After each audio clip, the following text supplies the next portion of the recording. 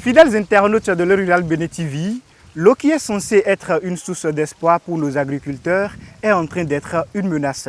Ici, nous sommes dans la commune de Grand Popo à Iwekondi, où l'eau salée a détruit toute une plantation de canne à sucre pour les producteurs de cette région.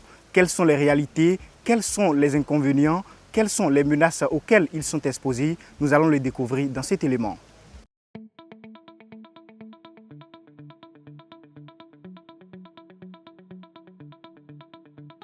Environ 2 ou 3 mois, on fera la récolte. Maintenant, cette année-ci, on ne pourra rien faire parce que l'eau a tout détruit.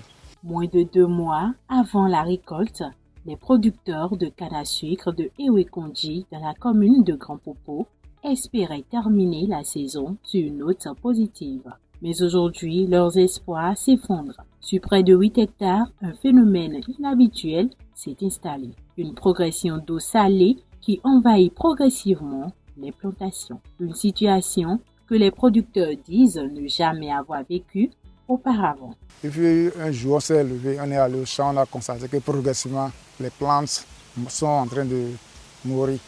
Et après nous analysons, on a constaté que il y a l'eau qui vient. Mais cette eau-là, ce n'est pas le fleuve Mono. Et nous ne sommes pas à l'heure du fleuve Mono, on va dire que c'est le fleuve Mono qui a amené l'eau.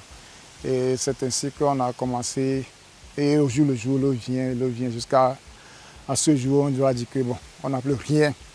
On n'a plus rien pratiquement. L'année passée, c'est venu, mais ce n'est pas trop dur. C'est un intervalle de 2 semaines, c'est encore parti. Mais cette année, c'est venu dans le mois d'avril. Jusqu'à présent, en mois de mai, 15 mai, plus ça n'a pas encore pris une décision. Je ne sais pas si l'eau va continuer ou pas. Ça a détruit nos plantations. Avançant progressivement, cette eau salée a gagné du terrain, atteignant près de 8 hectares de plantation. Les dégâts sont visibles et préoccupent fortement les producteurs à l'approche de la récolte. Cette situation a touché environ 8 hectares. Sur les 8 hectares, tous les 8 hectares sont irrécupérables parce qu'il n'y aura plus de trucs là. Tel que vous le savez, la plante a besoin d'être vivante pour pouvoir bénéficier de la photosynthèse. Maintenant, elle n'est pas vivante. Comment elle aurait bénéficié de la photosynthèse?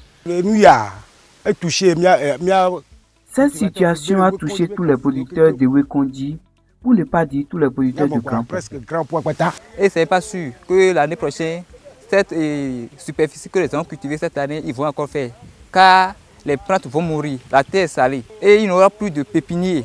N'ayant pas de certitude sur l'origine du phénomène, les producteurs avancent plusieurs hypothèses. Cette situation, ça peut être dû à la fermeture des embouchures, puisqu'on n'avait pas constaté une telle situation des années antérieures, surtout entre mars, avril, comme ça, ce genre de situation, l'eau vient jusqu'à envahir tous les champs, on n'a jamais constaté. Face à ce débordement d'eau salée, les producteurs affirment ne disposer d'aucune solution concrète pour stopper la progression du phénomène ou limiter ses effets. Ils se disent livrés à eux-mêmes. C'est la pluie, on va dire que faisons des trous pour que puisse rentrer dedans. Mais cette eau-là, elle est naturelle, elle vient donc.